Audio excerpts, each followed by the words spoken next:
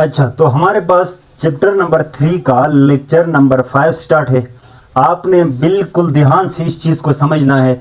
Graph इंतहाई important है कि ग्राफ होता क्या है। तो आपने सही ध्यान से इधर सुनना है, बिल्कुल फोकस इधर करना है और अपने कॉपी में लिख लेना है, फिर याद करना है। अब ज़रा इधर देखें, मैं आपके सामने बोलूँ ना कि ये ग्राफ ग्राफ ग्राफ क्या होता है। ग्राफ ग्राफ क्या है? Graph it is a way, it is a way of comparison, it is a way of comparison between dependent and dependent and independent, dependent and independent physical quantity, physical quantity. मैंने क्या कहा? मैंने कहा graph. Graph एक ऐसा तरीका है जिसमें हम दो क्वांटिटी के बीच में कंपैरिजन कराते हैं, मुआवजा कराते हैं, मुकाबला कराते हैं। कौन सी दो क्वांटिटी? एक होगी डिपेंडेंट क्वांटिटी और एक होगी इंडिपेंडेंट फिजिकल क्वांटिटी। अब आप कहेंगे सर ये डिपेंडेंट क्या मतलब? डिपेंडेंट क्या मतलब? मैं डिपेंडेंट समझा देता हूं आपको। डिपेंडेंट क्वांटिटी का मतलब ये होता है ना, वो क्वांटिटी जो दूसरे क्वांटिटी पर इन्हिसार करे। अब आप कहेंगे इन्हिसार क्या मतलब सर? वो क्वांटिटी जो दूसरे क्वांटिटी की वजह से चेंज हो, ऐसी क्वांटिटी जो दूसरे क्वांटिटी की वजह से चेंज हो। चेंज का मतलब दूसरे क्वांटिटी की वजह से इंक्रीज हो या डिक्रीज हो, इसी को कहा जाता है डिपेंडेंट क्वांटिटी। ऐसे क्वांटिटी जो दूसरे पर डिपेंड न करे उसे इंडिपेंडेंट क्वांटिटी कहा जाता है। मतलब किसी और की वजह से ये कभी चेंज ना हो। खुद से अगर चेंज होना चाहे तो चेंज हो सकती है, लेकिन दूसरों को देखकर कभी चेंज नहीं हो सकती। अब बात याद रखें, डिपेंडेंट का मतलब दूसरे पर इन्हिसार करना। मैं आपको दो क्वांटिटी देके मैं कहता हूं, आप बोलें, आप बताएं कि कौन सा डिपेंडेंट होगा और कौन सा इंडिपेंडेंट होगा। मैं आपको एक देता हूं ना डिस्टेंस और एक देता हूं टाइम। मैं कहता हूं 2 सेकंड के लिए चलो, तो आप 2 सेकंड के लिए चले तो आपने 2 मीटर डिस्टेंस कवर किया। अगर मैं आपको कहूं 4 सेकंड के लिए चलो तो आप 4 सेकंड के लिए ज्यादा जाएंगे कि नहीं जाएंगे? मैं अगर टाइम बढ़ाता जा रहा हूं, मैं कहूं 6 सेकंड के लिए चलो तो आप 6 सेकंड में बहुत दूर जाएंगे कि नहीं जाएंगे? इसका मतलब मैं टाइम बढ़ाता रहा हूं तो आपकी डिस्टेंस भी बढ़ती रही है। इसका मतलब क्या है? यहां डिस्टेंस डिपेंड कर रहा है किस पे? टाइम पे।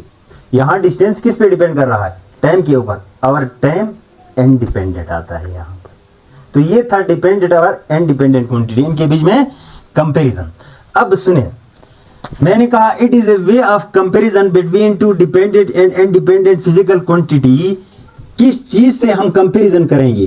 कंपैरिजन किस चीज से करेंगे? Bye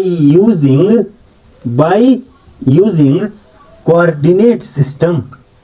by using coordinate system. याद रख लेना, दो क्वांटिटी का आपस में मुकाबला कराओ या कंपैरिजन कराओ या मुआवजा कराओ, किसकी हेल्प से, किसकी मदद से, किसको इस्तेमाल करके?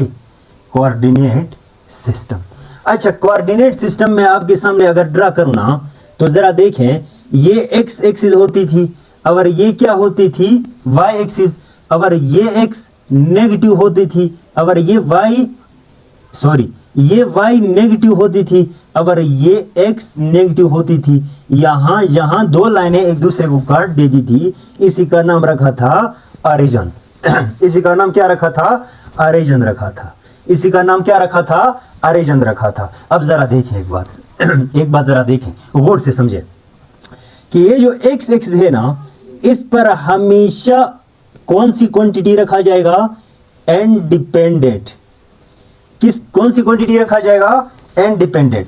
और ये वाई एक्सिस पे ना, इस पे जिस क्वांटिटी को रखा जाता है वो होती है dependent.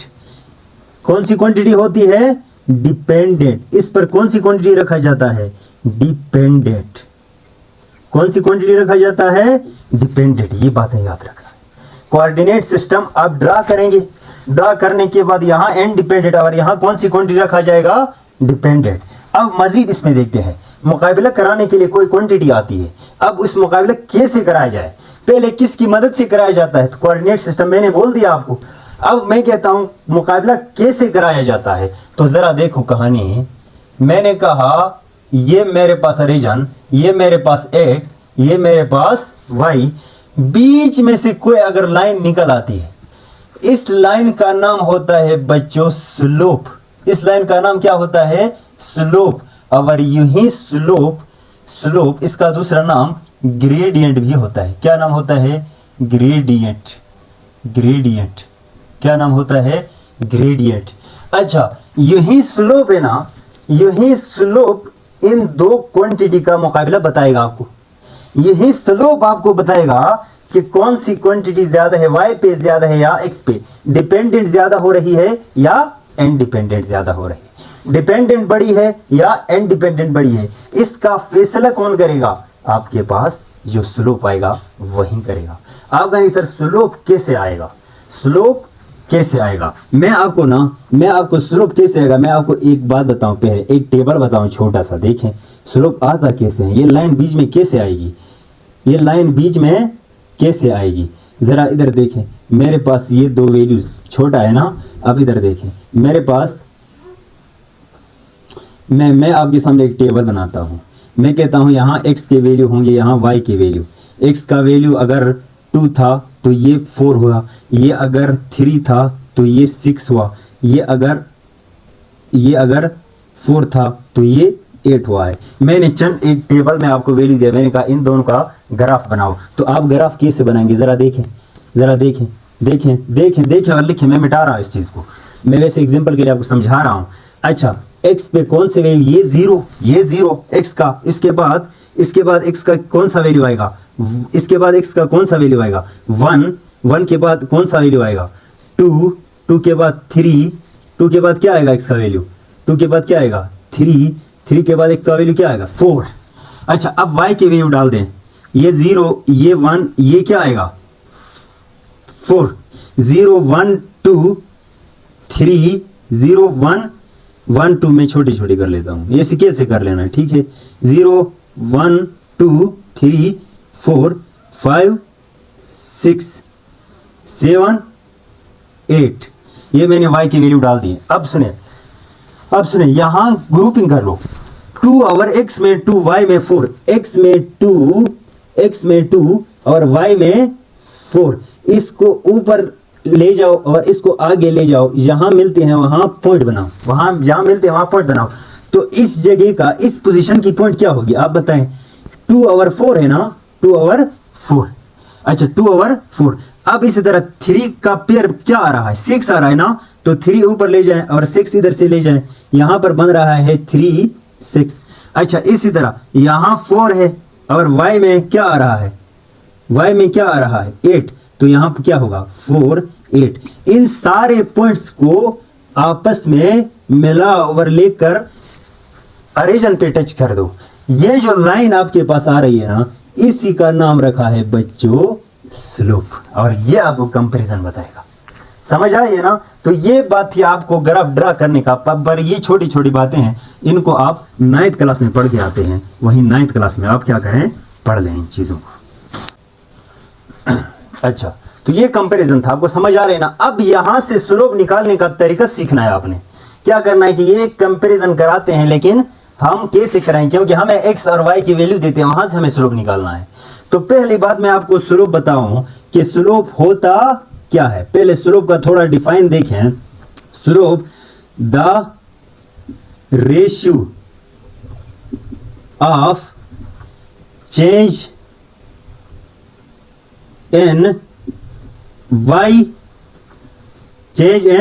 y axis to change in x axis is called slope। अब आप नहीं सर स्लोप निकालें हमें, ठीक है निकाल देता हूं। Slope is equal to change in y axis divide by change in x axis, change in y axis divide by change in x axis। लेकिन मैं ना, ये तो छोटे बच्चों वाला काम है, ये 9th क्लास में आप लोग पढ़ के आते हैं। मैं आपको ना मैं आपको एक और तरीके से आपको स्लोप बनाता हूँ, मैं आपको एक और तरीके से स्लोप के बारे में बताता हूँ। ज़रा देखें, स्लोप के बारे में क्या करता हूँ, एक और तरीके से आपको ड्रा करके बताता हूँ। कैसे, ज़रा देखें, इधर से देखें। स्लोप इज इक्वल टू, एक बात बताओ मुझे, आप एक बात बताएं ना, ये आपके पास वाई एक्सिस, ये आपके पास एक्स एक्सिस, ये आपके पास वाई एक्सिस, और बीच में ये लाइन क्या है, ये स्लोप है ना, है कि नहीं? अच्छा, अब सुने, कहानी समझे। मैंने कहा ये वाला वेक्टर या ये वाली लाइन न कंप्लीट एक्स में है न कंप्लीट वाई में है, तो इस टाइम पे इसके क्या बनाती थी, दो कंपोनेंट, एक बनता था वाई कंपोनेंट और एक बनता था एक्स कंपोनेंट, और यहां होता था एंगल। आप बताओ कौन सा रेशो पढ़ूं कि y और x दोनों आ जाए, y का मैग्नीट्यूड और x का मैग्नीट्यूड दोनों आ जाए, मतलब ये चेंज आ रही है ना। तो एक बात बताऊं आपको, ये डेल्टा y होगा और ये डेल्टा x होगा, ये डेल्टा y होगा और ये डेल्टा x होगा। कौन सा रेशो पढ़ो? देखो, मैंने 3 रेशो पढ़ाए थे आपको, साइन थीटा, कास थीटा और tan theta. Some people have curly brown hair through proper brushing. तो बताओ कौन सा रेशो पढ़ूं जिसमें बेस और परपेंडिकुलर या परपेंडिकुलर और बेस आ जाए। तो अपना टेबल निकालना है यार, रिजोल्यूशन ऑफ वेक्टर्स में जो पढ़े थी वही है, सेकंड चैप्टर में। आप बताओ, मैं टेन थीटा लगा सकता हूं, टेन थीटा क्या, टेन थीटा थ्रो परापर बुरिशिंग। अच्छा, अब मुझे एक बात बता दो, tan theta is equal to P divide by B. तो परपेंडिकुलर में क्या है, delta Y divide by delta X. यहां से मैं आपको बताऊं स्लोप, ये देखो और ये देखो, कोई डिफरेंस है नहीं। अब एक बात मैं आपको शॉर्ट में बताऊं ना, slope is nothing but tan theta, खत्म बात। स्लोप कुछ नहीं है। What is slope? Ten theta is called slope. What is slope? Ten theta is called slope. What is slope? Ten theta is called slope. ये बात याद करना, ये कहानी है, ये मैंने बता दिया, कोई गलत नहीं है। Delta Y divide by delta X, ये भी सही है, कोई गलत नहीं है। पर स्लोप एक्चुअली किसके बराबर होता है? Tan theta. आप स्लोप इस तरह निकालें या आप स्लोप टेन थीटा के जरिए निकालें, कोई फर्क नहीं पड़ता है। ये स्लोप तब यूज करें ना जब आपको वाई एक्सिस के वैल्यू दिए हो, एक्स एक्सिस के वैल्यू दिए हो, y एक्सिस के वैल्यू क्या किए हो, दिए हो, और x एक्सिस के वैल्यू दिए हो, तब ये वाला यूज करें। तब क्या करें? ये वाला यूज करें। आप कहेंगे सर कैसे? हमें थोड़ा एक एग्जांपल दें। इसका एग्जांपल जरा देखो, इसका एग्जांपल देखो। मैंने कहा ना, मेरे पास ये स्लोप है, मेरे पास क्या है, ये स्लोप है, ये तो ओरिजिन है ना। यहां मेरे पास पॉइंट है 1, हम नहीं बड़ा कर देता हूं। ये स्लोप कहां यूज करेंगे, ये स्लोप कहां यूज करेंगे, जरा देखो, इधर देखो। मैंने कहा ये मेरे पास स्लोप है, यहां इसका पॉइंट है 2 और 2, और उधर जाके इसका पॉइंट है 2, 1 और 2 करते हैं, क्या ख्याल है? हाँ, या 2 और 1 करते हैं। और यहां पर मेरे पास है 3 और यहां पर मेरे पास है 4 और 2। ये पॉइंट मैंने दिए हैं आपको। इस तरफ पॉइंट देकर ये y होगा और ये x होगा। इस तरफ पॉइंट देकर आपसे पूछा जाता है कि बताओ ये लाइन जो आ रही है इसका स्लोप क्या होगा। तो इस टाइम पे आपने कौन सा फार्मूला यूज करना है? ये जो ऊपर लिखा हुआ ये वाला आपने क्या करना है? यूज करना है। तो कैसे यूज करो, जरा इधर देखिए। कहां? मैं यहां पे लिख रहा हूं, ध्यान देना है। Slope is equal to delta Y change in Y. सुने, फर्स्ट वैल्यू x का होता है, सेकंड वैल्यू y का। फर्स्ट वैल्यू x का, सेकंड वैल्यू y का। तो ये y1 है और ये y2 है। ये y1 x1 y1 है। ये वाले वैल्यू किसके आ रहे हैं? x1 y1, x2 y2। याद रखना, पहले वैल्यू x1 और दूसरे वैल्यू पहला वैल्यू x1 y1 1 वाले वैल्यू है, दूसरे y2 वाले वैल्यू। तो मुझे यहां से स्लोप निकाल के दें, शाबाश। अच्छा अब बताओ चेंज इन y का मतलब क्या है? चेंज इन y का मतलब क्या है? चेंज इन y का मतलब क्या है? y2 minus y1 divide by x2 minus x1। अच्छा अब वैल्यू पुट कर दें, y2 कितना है? y2 2 है ना, 2 माइनस y1 कितना है? 1। अच्छा नीचे देखो x2 कितना है? x2 4 है, माइनस x1 कितना है? 2 है। अच्छा अब बताओ 2 से 1 निकालो, 1 डिवाइड बाई 4 2 निकालो, 2 1 बाई 2, ये आपका स्लोप आएगा।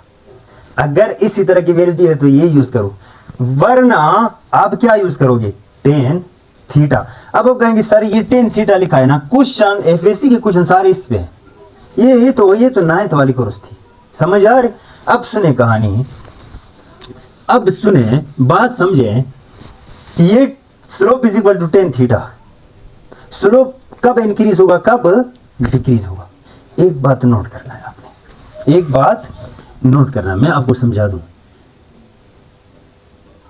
टेन थीटा जब एंगल 0 से 90 की तरफ जा रहे हैं, जब एंगल 0 से 90, एंगल कहां पे है? स्लोप बना रहा है पॉजिटिव एक्स एक्सिस के साथ। स्लोप कहां बना रहा है? स्लोप बना रहा है पॉजिटिव एक्स एक्सिस के साथ। तो मुझे एक बात बता दें, यहां पर बना रहा है ना, यहां पर बना रहा है पॉजिटिव एक्स एक्सिस के साथ, तो ये पहले इधर से ऊपर उठा दे जाओ, ऐसे करते करते यहां आएगा तो 90 होगा कि नहीं होगा? 90 होगा कि नहीं होगा? 90 होगा ना। तो अब एक बात बताओ मुझे, सबसे कम स्लोप कहां पे होगा? भाई आप मुझे बताओ, यहां से 0 से ऊपर जाते वक्त टेन थीटा का वैल्यू क्या होता है? इंक्रीज होता है कि नहीं होता है? क्या होता है? इंक्रीज होता है। क्या होता है? इंक्रीज होता है। आपका सर कैसे होता है? और खुदा के बंदो, इस बात को याद रखना है आप लोगों ने, मैंने आपको टेन थीटा दिखाना है। जरा देखो, 0 degree, 30 degree, 45 degree, 45 degree, 60 degree और 90 डिग्री, बस कहानी खत्म। अच्छा अब समझे, 10 0 degree, 10 0 degree 0, 10 30, 10 30, 10 30, 1 by under root 3, 1 by under root 3, 10 45 1, 10 45 1, 10 60 under root 3, 10 90 infinity, बहुत ज्यादा। आप मुझे बताओ, 0 के बाद बड़ा, इसके बाद ये बड़ा, इसके बाद ये बड़ा, इसके बाद ये बड़ा, तो बताओ टेन थीटा 0 से 90 की तरफ जाता है तो इंक्रीज होता है। जब टेन थीटा इंक्रीज होता है तो स्लोप इंक्रीज होता है। जब टेन थीटा इंक्रीज होता है तो स्लोप इंक्रीज होता है। तो अब मुझे बताओ, जब मैं 0 से 90 डिग्री की तरफ जाऊं ग्राफ के अंदर, तो बताओ स्लोप क्या होगा? इंक्रीज होगा कि नहीं होगा? भाई टेन थीटा इंक्रीज का मेरा मतलब क्या है कि स्लोप क्या हो रहा है? इंक्रीज। अब बताओ सबसे कम स्लोप कहां पे आएगा? 0 पे। सबसे कम कहां पे आएगा? 0 पे, जिससे मिनिमम, और सबसे ज्यादा यहां पे आएगा मैक्सिमम। मिनिमम कितना? मिनिमम कितना मतलब 0, मैक्सिमम कितना मतलब इन्फिनिटी। मतलब क्या? इन्फिनिटी। समझ आ रही है नहीं यार? समझ आ रही है ना? तो याद रखना है, ये एंगल देखो, एंगल जितना आता है वो आपके पास स्लोप आता है। एंगल जितना आता है वो आपके पास स्लोप आता है। मैं कहता हूं ना, मैं कहता हूं अगर x और y के बीच में, अगर स्लोप और x के साथ एंगल कितने का है? कितने का है? 0 डिग्री है, तो आप बताओ स्लोप क्या आएगा? बताओ जल्दी, बताओ जल्दी, बताओ जल्दी जल्दी। एंगल देंगे और आपसे स्लोप पूछेंगे, फार्मूला है slope is equal to tan theta. Value देकर स्लोप पूछा जाए, ये वाला एंगल देकर स्लोप पूछा जाए, टेन थीटा। अब बताओ स्लोप क्या होगा 0 पे? तो आप कहेंगे सर ये तो 0 है क्योंकि आपने वैल्यू बनाए हैं। अच्छा मैं आपसे पूछूं, स्लोप आपसे इस तरह पूछा जाता है, 30 डिग्री बनाया है आपके स्लोप ने एंगल, तो आप बताओ स्लोप का मैग्नीट्यूड कितना होगा? What is the magnitude of slope? Angle 30 है, तो बताओ 30 पे क्या है? बताओ 1 बाई अंडर रूट 3। आपसे पूछा जाए कि स्लोप 45 डिग्री है, तो बताओ एंगल 45 है, तो स्लोप कितने होगा? तो आपको सर 1, मैग्नीट्यूड कितना होगा? 1 1 1। समझ आ रही है? अच्छा मैं आपसे पूछूं ना, स्लोप 60 डिग्री दिया हुआ है, थीटा 60 डिग्री है, आप बताओ स्लोप कितना होगा, आप बताओ स्लोप कितना होगा, आप बताओ स्लोप कितना होगा, √3।